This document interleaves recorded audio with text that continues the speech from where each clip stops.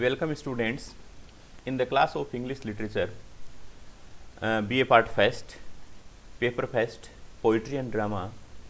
I am Dr. Sumer Singh, Assistant Professor, Department of English, Government Lohia College, Churu. Dear student, today we will study Edmund Spenser's poem, One Day I Wrote Her Name.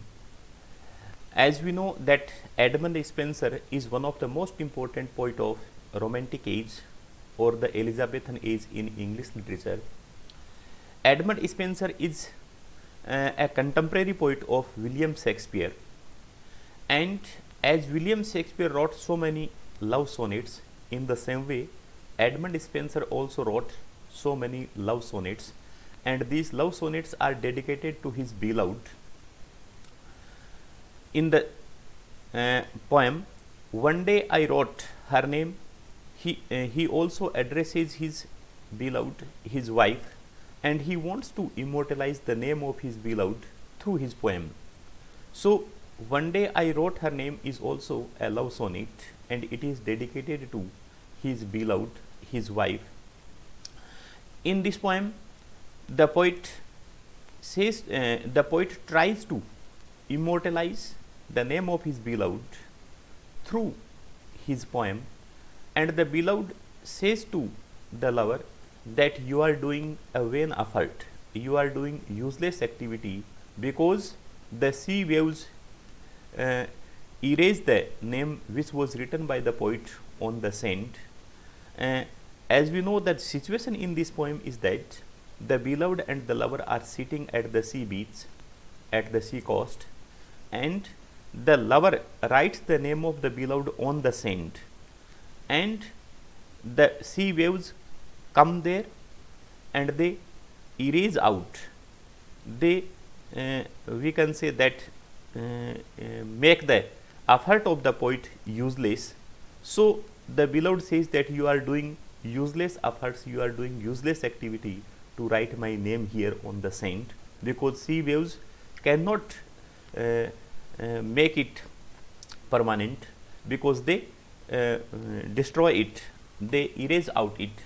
So, in this way we can say that this is also a love poem and this is also a sonnet.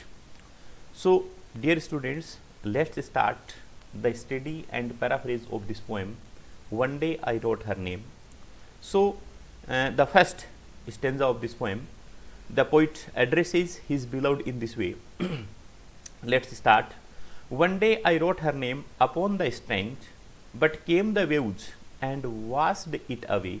Again I wrote it with a second hand, but came the tide and made my pains his prey.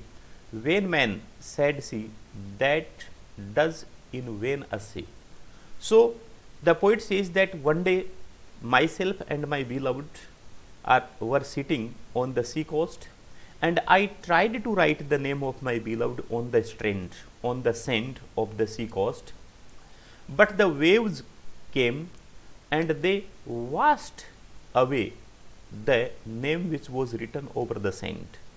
It means it is the regular activity of the sea waves that they come at the sea coast and they washed away the name which was written by the poet over the sand.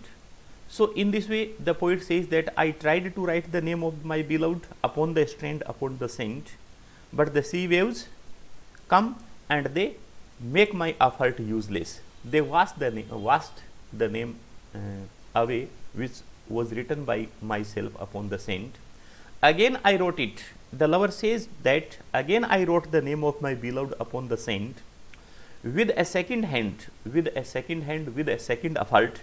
It means again and again the lover tried to write, the poet tried to write the name of his beloved on the sand, but again and again the sea waves washed away it from the sand. So, this activity continued for a time. Vain man, said she, then the beloved of the poet, said to the poet that vain man. She addresses her beloved, her lover, and the poet that you are vain, you are we can say proud man, and you are doing your activity without any intention, because your intention of writing my name on the sand is made useless by the sea waves. So you are doing futile work, and you are a futile man, you are doing a futile work. That does in vain assay. Assay means effort. You are doing your effort in vain. You are doing your effort uselessly, because there is no result of your effort. So in this way we can say that the poet is doing efforts again and again to write the name of the beloved over the sand, but the sea waves again and again make the effort of the poet of writing his beloved's name upon the sand useless. So this activity is continued. In another words, we can say that the poet is doing a work, but the work is made useless by the sea waves.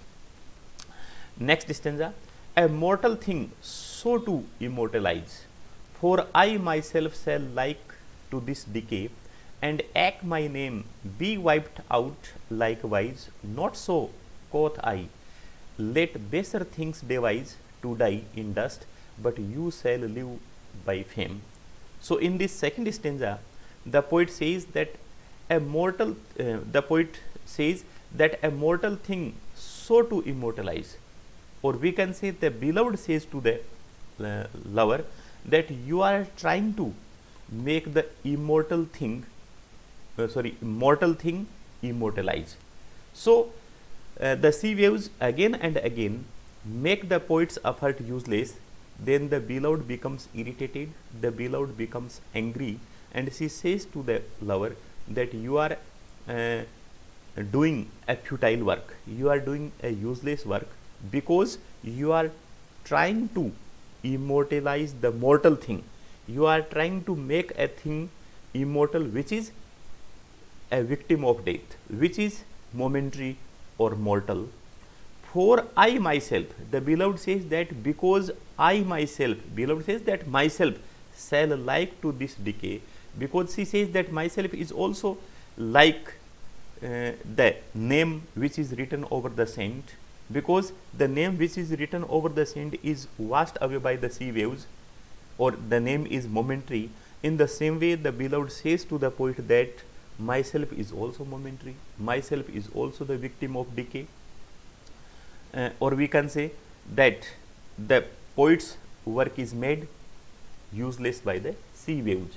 So the beloved become very angry, irritated, and ache my name be wiped likewise.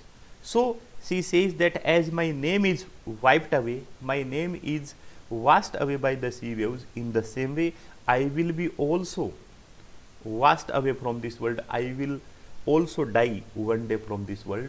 So she says that my name which is written over the sand and myself are the same thing, because there is the same destination of all these things. Myself is also momentary, as my name is also momentary, which is written over this sand. Not so, quoth I. Then in reply, in response, the lover says to the beloved that it is not similar. He says that your name is washed away by the sea waves which is written over the sand, but I will write your name in poetry, and poetry is art, art is forever, so art can't be destroyed by anything in this world.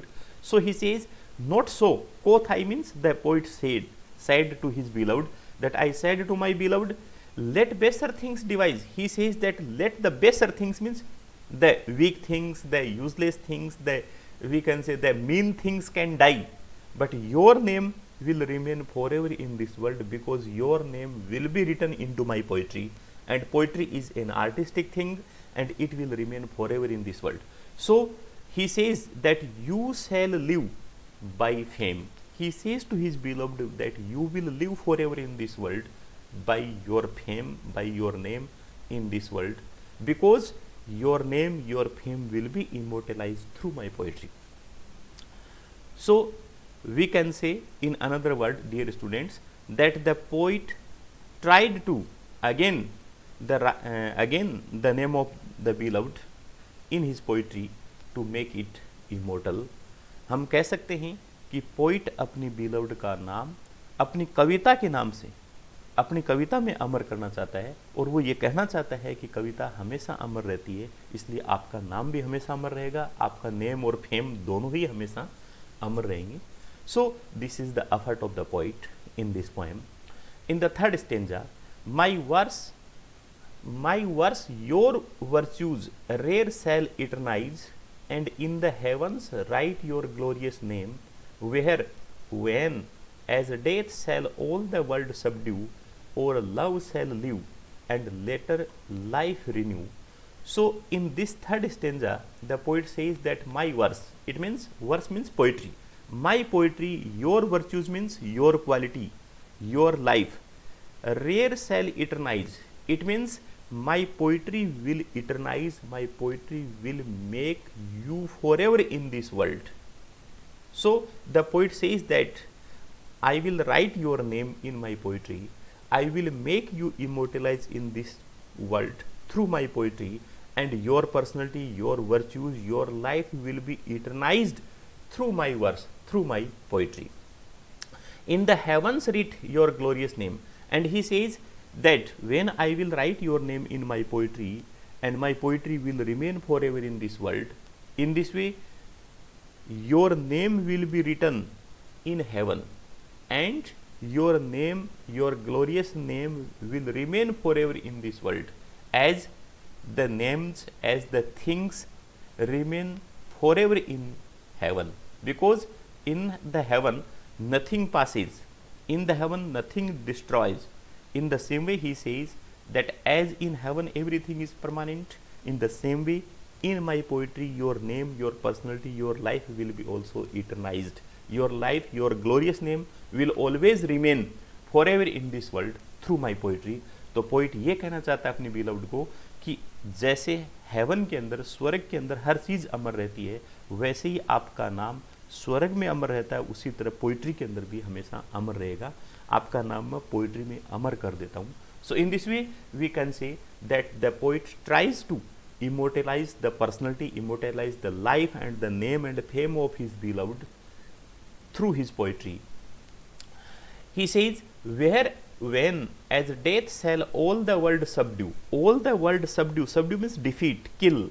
So he says that when death will subdue, when death will kill or destroy everything in this world, our love shall live forever in this world. So he says that our love will live forever in this world, whether death can destroy everything in this world, but our love will remain forever in this world, and later life renew, because after the last day of this world, after the doomsday, our name will remain always forever in this world, because I will write your name in my poetry. So through my poetry I will immortalize your name, I will immortalize your personality through my poetry, and whenever everything will be destroyed in this world at the last day of this world, at doomsday, then again we will get a new life, again our love, our names will be renewed. So in this way art is immortal thing, art never dies in this world, and time cannot destroy art, death cannot destroy art, because art is forever in this world. So the poet says that my poetry is an artistic thing, and it is forever in this world, it is immortal in this world, and your name is immortalized through this poem, through this art.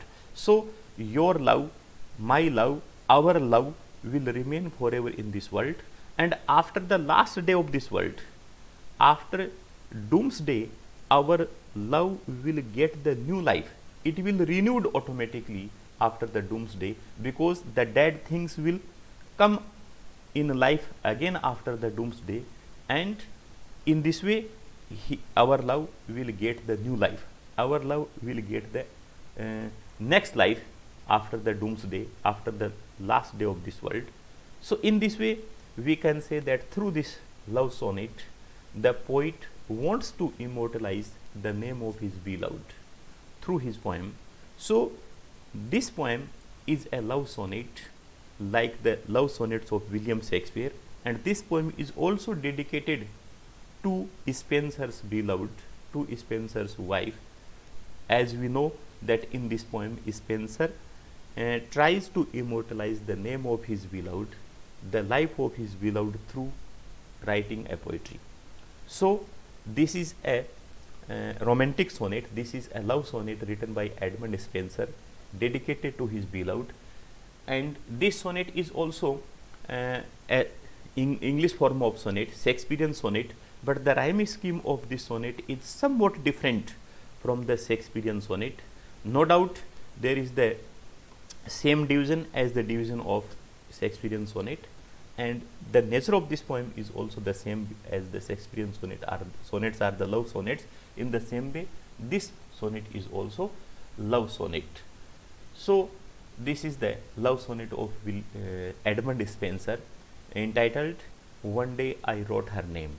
So the title of this poem is also symbolic and suggestive, as the poet tries to write the name of his beloved on the sand, and sea waves make the effort useless. So this is the love sonnet of Edmund Spenser, and glossary is given here.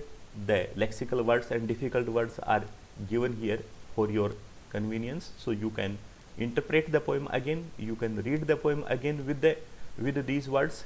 And thanks very much for today, students, and in the next class we will discuss the new poem, and the new poem will be also from the first unit of this paper.